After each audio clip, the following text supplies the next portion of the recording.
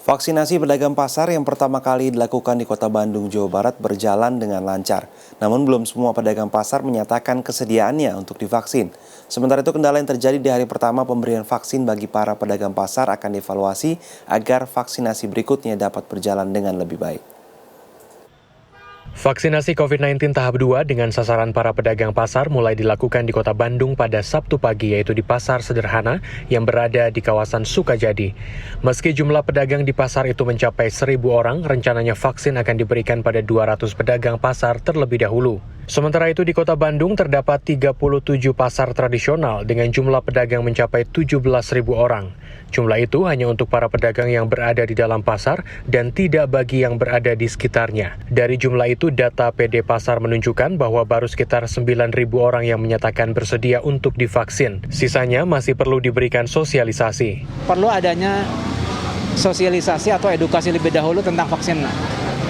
Dengan demikian, kalau pedagang sudah mengerti tentang vaksin, pentingnya vaksin, gunanya apa, dan tidak ada pengaruh apapun terhadap pasca setelah disuntik vaksin, itu yang menjadi pertanyaan-pertanyaan besar di pedagang menjadi terjawab gitu ya.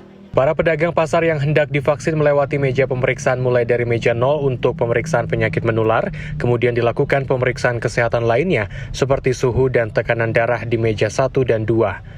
Kemudian baru disuntik vaksin pada meja ketiga dan sebelum pulang dilakukan observasi dahulu selama 30 menit di meja 4. Dan cara daftarnya itu seperti apa? Mudah sekali Pak, hanya menunjukkan KTP, terus ya cuman KTP doang sih, keterangan KTP doang.